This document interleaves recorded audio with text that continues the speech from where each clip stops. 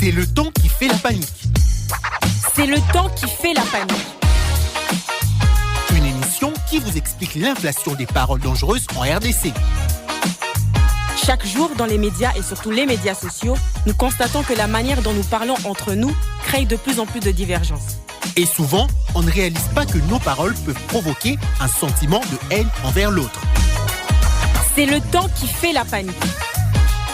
Une émission de Bénévolencia en partenariat avec Radio Okapi. Bonjour à toutes et à tous et bienvenue dans C'est le ton qui fait la panique, votre émission qui analyse les mots, les discours et leur impact sur notre vivre ensemble. Je m'appelle Poli Mouzalia et comme d'habitude, Babel Mpongo est à mes côtés. Bonjour Babel. Bonjour Poli, bonjour à toutes et à tous. Alors que le conflit dans l'Est de la RDC s'enlise, le langage politique et populaire tend à se radicaliser avec des postures manichéennes sans nuance.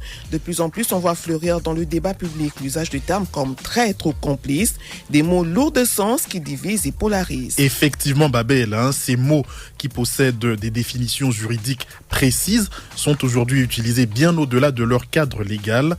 Dans les médias, sur les réseaux sociaux et même dans les discours politiques, ils sont devenus des sortes d'armes rhétoriques, souvent utilisées sans preuve tangible, Babel. À titre d'exemple, Paulé, les personnes vivant dans les zones sous occupation rebelle sont parfois accusées indistinctement d'être des complices de ce groupe armé.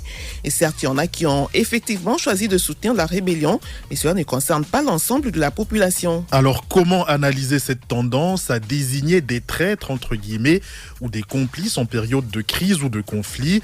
Quelles en sont les conséquences et surtout, comment le recours à ces termes influence le débat public?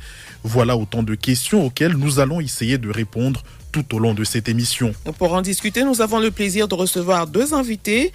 Le premier est Alain-Joseph Lomanja, docteur en éthique sociale. Bonjour Alain-Joseph Lomanja. Bonjour madame et bonjour à tous les auditeurs de Radio Okapi. Avec nous également Jean-Luc Mburanumwe, il est juriste, avocat basé à Kinshasa. Bonjour Jean-Luc et merci d'avoir accepté notre invitation. Bonjour Poli, bonjour à tous les auditeurs de la Radio Okapi. Alors avant d'entrer dans le vif du sujet, écoutons un premier extrait de notre sketch.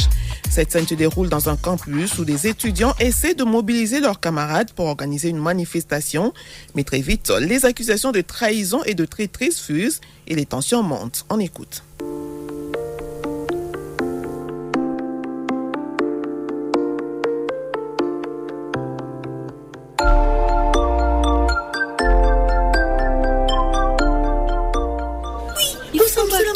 Ça va pas en fait. Ma promesse, pas le ballon. Oh, ton ça, les lots. Les lots, mais sérieux, qu'est-ce qui se passe encore? Vous faites quoi encore ici, les gars? On fait quoi? Nous sommes tous dehors là-bas. Et alors? Allez rejoindre le mouvement. Oui, vous trouvez ça normal ici? Oh, tu as encore un problème de combattre? Il y a un souci? Oui, un gros souci. Oh. Un gros souci même. Il y a une grosse manifestation qui bouge tous les campus. Et vous les peinards, vive mon école à tout ça là, vous êtes là. Ah bon? Mais depuis quand c'est obligé qu'on aille participer à cette marche? Parce que c'est vous qui l'avez décidé. Non mais attends frérot, c'est un truc qui nous concerne tous. Les campus entiers est dehors pour dégager ces communautés des étudiants qui ne servent à rien. Non. Que du blabla, zéro. Amani, lâchez-nous, on révise nos examens là, s'il vous plaît. On n'a pas le temps pour vos bêtises. Ah ouais? On n'a pas ce temps-là, pardon. Ouais. Laissez-nous tranquille. Donc, vous montrez clairement que vous êtes en mode pote avec ces charognards qui pensent à leur gueule en laissant le campus crever, c'est ça?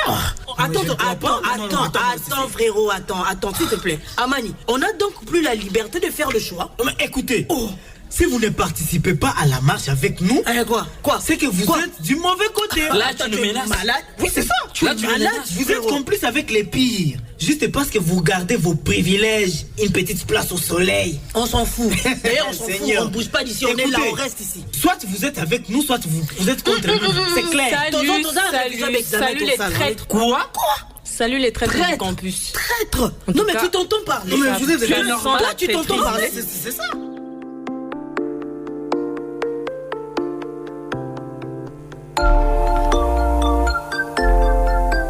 Si vous ne participez pas à la marche avec nous, c'est que vous êtes du mauvais côté. Vous êtes des complices, martèle l'un des étudiants. les termes traître et complice sont souvent utilisés par les hommes de droit. Alors, Maître Jean-Luc Mburanumwe, comment définir ces deux concepts d'un point de vue juridique, mais aussi comment sont-ils compris par le public en général? Alors, ce qu'il faut retenir, c'est que ces deux concepts, ces deux mots sont des mots français, mais dont la signification est très restreinte en droit. Donc, la tendance actuelle est de les utiliser en français qu'en droit. Or, les législateurs, dans sa sagesse, a bien spécifié, a bien précisé la définition de ces mots. La trahison, par exemple, en droit, précise le code pénal, c'est le fait de prendre les armes contre la République. Pour un Congolais, de prendre les armes contre la République. Tandis que la complicité, c'est le fait de participer, d'apporter son soutien, une aide à la commission d'une infraction. Donc, pour qu'on soit complice, il faut avoir apporté un soutien à la commission d'une infraction. On n'est pas complice juste parce qu'on a pris un engagement, une décision qui va à l'encontre de la position de la majorité. Alors justement, dans la situation actuelle, comment ces deux concepts sont-ils compris par le public en général et utilisés notamment dans les débats publics sur les réseaux sociaux? Justement, comme je l'ai dit, souvent ils sont employés en sociologie et non en droit. Donc on utilise le sens large de ces deux mots et on les qualifie, on attribue aux gens ces qualificatifs sur base justement du français et non du droit. Merci pour ces explications, Maître Jean-Luc Mburanumwe. Alors, Joseph Lomanja, je me tourne à présent vers vous. Est-ce qu'on peut dire qu'une situation de guerre, comme c'est le cas actuellement dans l'Est de notre pays, implique nécessairement le recours à une rhétorique spécifique binaire qui identifie d'une part des ennemis et des traîtres et de l'autre des patriotes? Non, je pense qu'on ne peut pas rattacher cela d'abord à la guerre. Il faut observer la situation sociopolitique du pays depuis plusieurs années pour se rendre compte que le phénomène de la polarisation a existé bien avant le début de la guerre actuelle. C'est un phénomène social et politique qui peut avoir plusieurs formes. La première des formes de polarisation que nous vivons dans la société congolaise, c'est cette polarisation politique qui s'exprime par des opinions divergentes et que l'on considère comme irréconciliables. Et donc, quand on pousse la polarisation politique à l'extrême, on a tendance à n'admettre aucun compromis politique et on a tendance à croire que seules les opinions de son camp représentent les valeurs républicaines, alors que toute opinion divergente est considérée comme de la trahison ou comme de la traîtrise. Donc il y a ce phénomène de la polarisation politique, mais il y a aussi la polarisation sociale. Si vous regardez bien, depuis les élections très contestées de 2018, on a assisté à l'émergence d'une forme de tribalisme décomplexé. Ça veut dire qu'on considère les divisions apparaissent sur la base des origines, sur la base des identités tribales, ethniques ou sur la base des considérations religieuses. Et on va se diviser sur ce point-là et on va considérer les gens de l'autre camp comme étant des ennemis, des adversaires. Et donc, on va chercher à les éliminer ou du moins à s'éloigner d'eux en les stigmatisant. Mais il y a une troisième forme de polarisation, c'est la polarisation affective. Et c'est comme une sorte de cristallisation émotionnelle des polarisations sociales et politiques où on a des sentiments affectifs positifs envers les gens qui représentent nos opinions, qui défendent les mêmes points de vue que nous, tandis qu'on va nourrir des sentiments de haine ou de ressentiments contre les gens qui ne défendent pas les mêmes positions que nous. Alors à cela, je voudrais peut-être souligner un autre facteur très important qu'il ne faut pas négliger dans ce débat, c'est le facteur d'enfermement algorithmique des gens qui sont connectés aux réseaux sociaux. Quand vous êtes dans un réseau social, vous aurez tendance à lire le plus souvent les points de vue des personnes qui défendent ce à quoi vous croyez vous-même. Oui, et donc ça va être une forme de radicalisation du biais de confirmation. Et si vous associez ce phénomène de la polarisation et de l'enfermement algorithmique, ça nous donne ce que nous sommes en train de vivre dans la société congolaise actuellement. Donc alors, je pense que au-delà de la guerre et même avant la guerre, il y avait déjà cette polarisation qui explique ce que nous observons. Vous le disiez, ces termes traîtres ou encore complices sont souvent chargés d'émotions. Alors comment expliquer le fait qu'on y recourt davantage en période de crise ou de conflit, comme c'est le cas actuellement? Bon, en fait, déjà, il y a un problème, c'est que les crises sont souvent basées sur des considérations d'ordre émotionnel, comme vous l'avez dit. Et donc, ces crises-là, c'est des crises souvent liées aux questions électorales, aux questions politiques, aux questions identitaires. Et toutes ces questions-là, comme nous l'avons toujours dit, sont des questions très mobilisatrices. Donc, le langage qui est utilisé en ce moment-là, c'est nous contre les autres.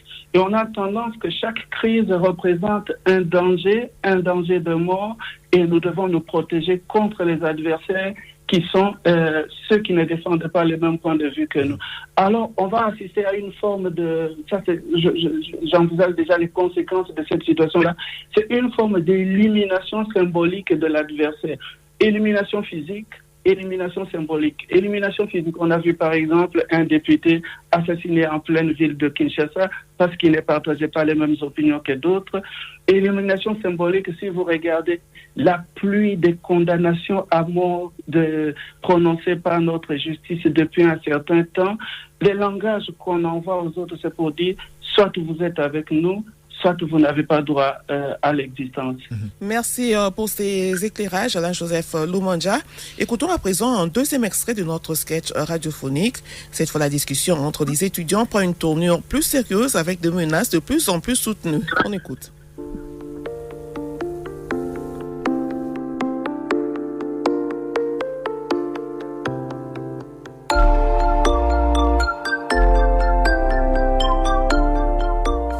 Genre, tu m'as pas entendu quand j'ai dit. Mouta, tu débarques et tu nous traites directement de mais vous êtes directement. Mouta, c'est normal. C'est une insulte grave, ça. Mais regarde, nous on ne veut pas nous engager politiquement. On est là pour bosser en tant que des étudiants. Et pour ça, on devient des traîtres. Mais attends, on veut pas. Regardez, vous montrez juste que vous roulez avec le compte des ennemis du campus. C'est clair. Oui, vous êtes complice du bazar. Il faut l'avouer. Attends, tu vois, ton attitude, c'est carrément celle d'un vrai complice de ce comité de vautours. Et sérieusement, ça étonne personne. Parce que le masque des hypocrites finit toujours par tomber. C'est ça. Ce qui est sûr, c'est que Kitoko a longtemps mangé en douce avec les démons. C'est ça, en fait. Maintenant qu'il voit que la manif qu'on a lancé ses coups, leur masque commence à se fissurer. Franchement, c'est la honte. C'est la honte pour eux. La vraie face de leur trahison est en train de sortir. Écoutez, on va pas vous lâcher. On ne va pas vous lâcher. Ce comité pourri devrait dégager avec leurs complices. Et le plus vite, Les gens comme Kitoko et Mbouyi. On vous regarde tellement. On vous regarde tellement. On va pas dégager. On est là. On va pas dégager. Et le gars, attends. C'est quoi ces vacarmes là? Vous entendez? Quoi? On dirait qu'il y a un problème. Attends, c'est quoi ces bruits? Et puis ils ont eu un cacamasca, c'est fort. Mais c'est quoi ça? Attends, je vais pas d'avoir vérifié. Mais attends, ça fait mal. Seigneur. Attends, c'est quoi ça?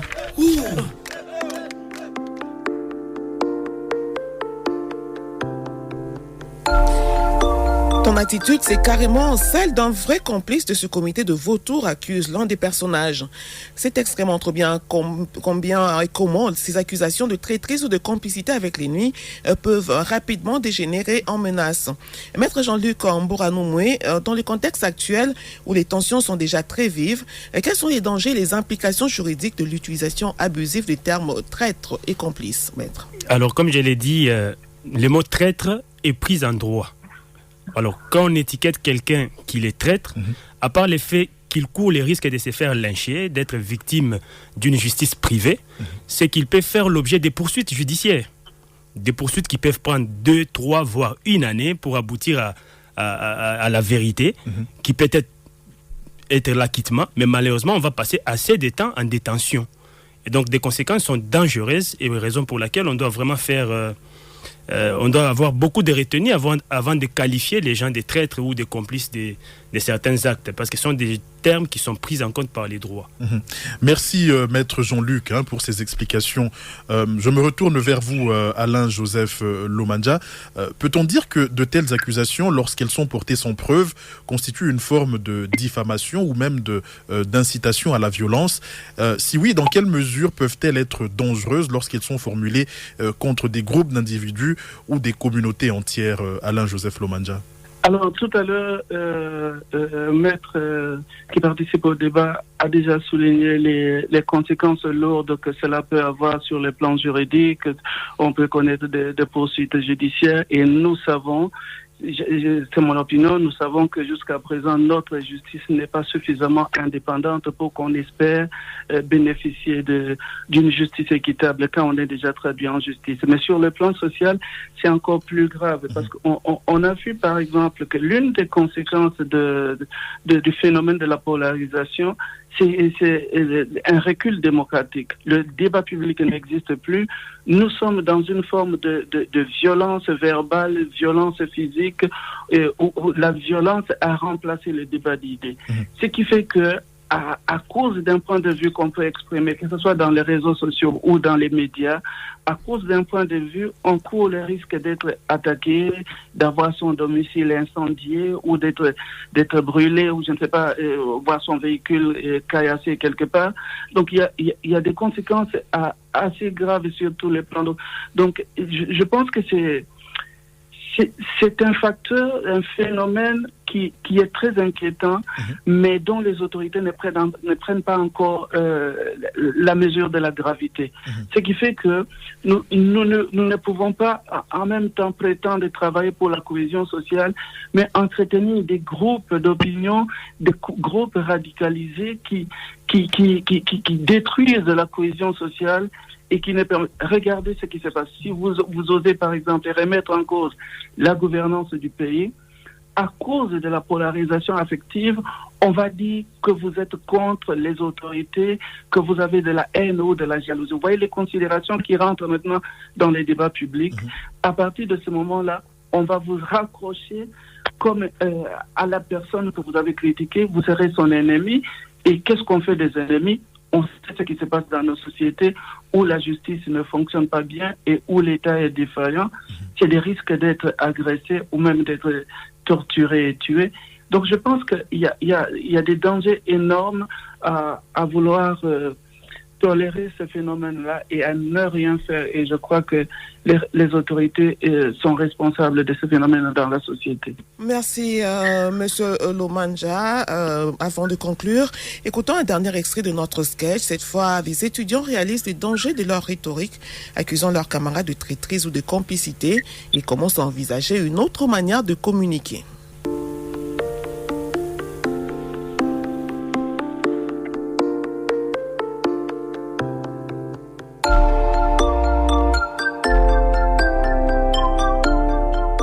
Mon Dieu, c'est quoi ces délires? Comment ils peuvent nous faire ça?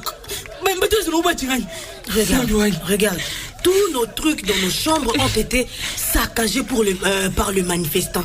Juste parce que vous nous accusez d'être complices du comité. Non. Ça c'est quelle méchanceté? Non, on n'est pas complices. C'est quelle méchanceté? Ils ont tout pris, ils ont tout détruit. J'ai mes pères qui viennent nous attaquer directement ici. Les gars, les gars, on est vraiment désolés. Désolé. Non mais Amani, désolé. Tout ça c'est à cause de vos baratins, oui. Désolé. Vous n'avez pas arrêté de nous appeler injustement des complices, des traîtres. Et voilà maintenant les résultats. On vient de tout perdre. Les gars, à cause de vous. On ignorait que ça pouvait déraper. On ignorait que ça allait arriver à ce niveau ici. Je ne savais pas. Mouta, tu sais, on aurait dû se rappeler que tout ce qui se passe au campus, chacun a sa lecture des choses et peut choisir son camp. Mais si on se met à appeler les autres traîtres ou complices là, mais ce genre de langage de complicité fait juste monter la méfiance et fout encore plus de division entre nous. Ouais. Du coup, ça bloque grave pour installer un vrai cas calme, un truc stable, où on pourrait enfin se focaliser sur le vrai souci qui nous concerne tous. Oui. Vous voyez un peu. En fait, moi je dis, en plein galère, au lieu de s'envoyer des traîtres à tout va, mieux vaut se concentrer sur ce qu'on a en commun et régler le problème en équipe. Non mais les gars, c'est ça qu'on doit faire. Vous avez vraiment raison. Vous avez raison. On a sérieusement merdé. On a tout perdu.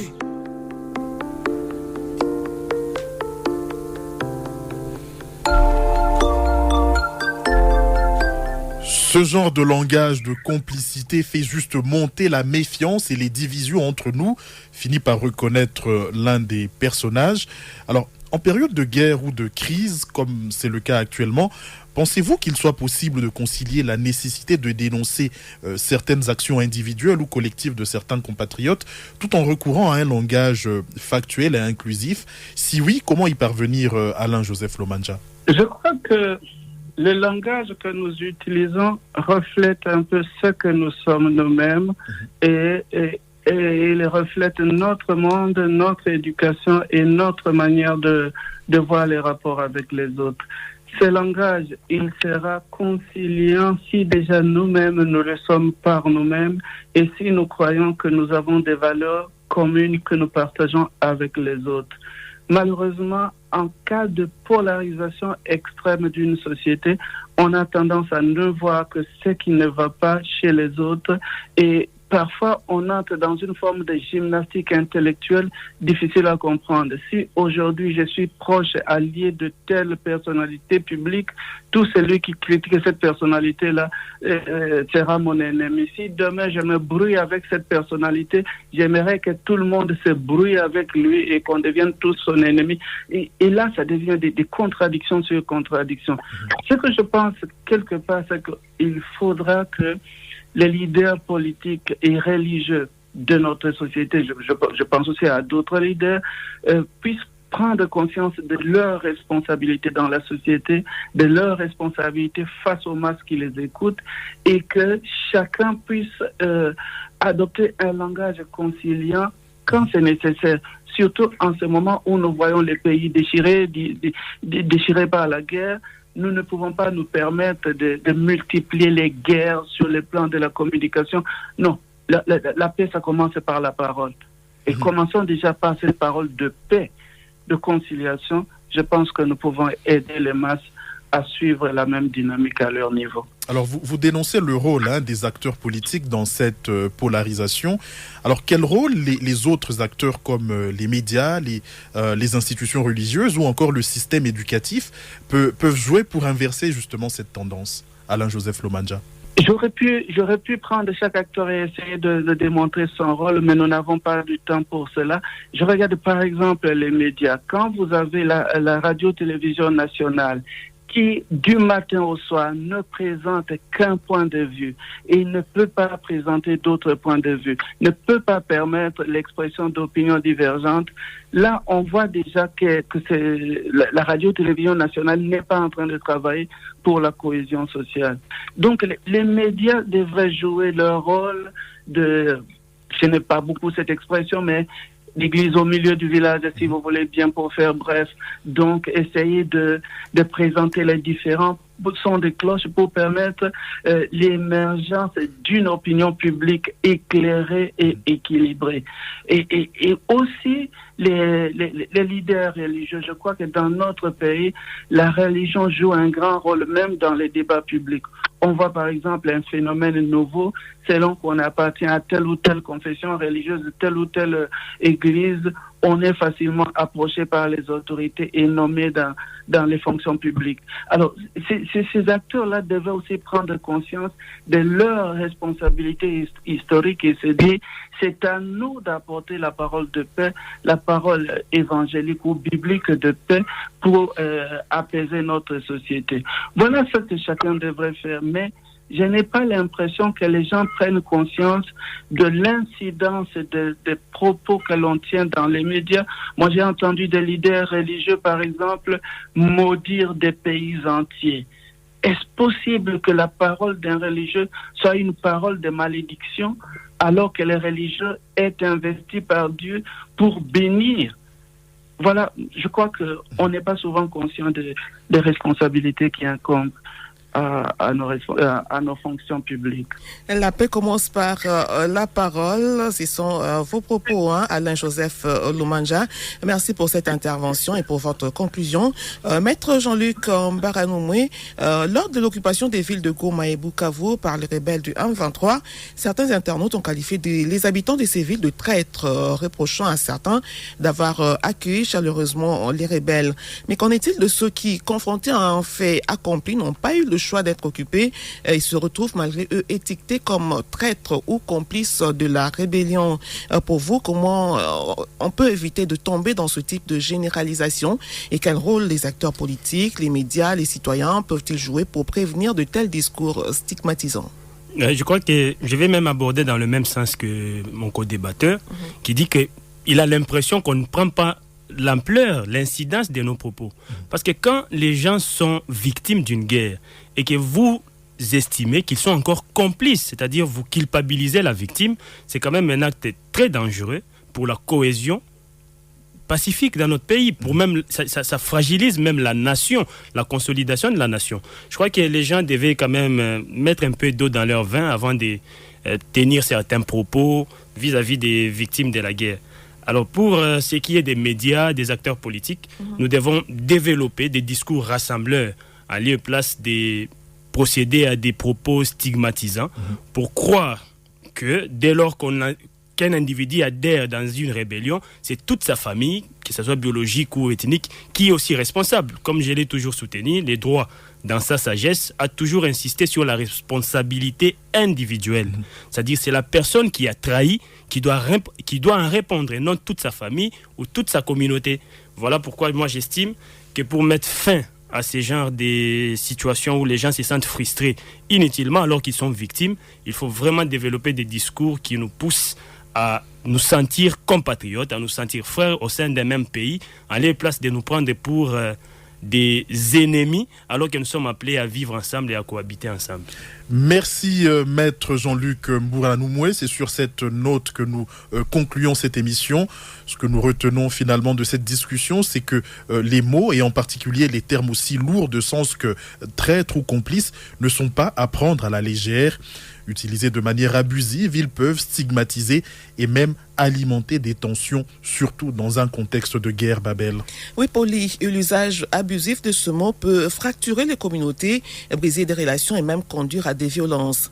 Il est donc essentiel de faire preuve de prudence et de responsabilité dans le choix de mots, que ce soit dans les discours politiques, les médias ou les conversations quotidiennes. Mais il ne s'agit pas uniquement d'éviter les mots qui divisent. Il faut aussi promouvoir un langage qui rassemble, qui encourage le dialogue et la compréhension mutuelle. Cela passe par une responsabilisation des leaders politiques, des médias et même des citoyens. Merci à nos invités, Maître Jean-Luc Mbaranoumoui et Alain-Joseph Lomanja, pour leur disponibilité à prendre part à cet échange et surtout pour la pertinence de leurs interventions. Merci également à Patrick Kassongwa qui nous a accompagnés du côté de la régie technique. Pour finir, un grand merci à vous, chers auditeurs et auditrices, pour votre fidélité. C'est Le Ton qui fait la panique est une émission proposée par l'ONG La Bénévolencia en partenariat avec Radio Okapi. Retrouvez cet épisode en rediffusion sur nos ondes ce samedi à 11h05 et 19h05 ou alors en podcast sur notre site internet www.radiookapi.net et www.abarirdc.net. Et surtout, n'hésitez pas à nous faire part de vos commentaires et suggestions sur les pages Facebook et X sur Radio Okapi et Abari RDC. Merci encore et à très bientôt pour un nouvel épisode de C'est le ton qui fait la panique. Au revoir. Au revoir.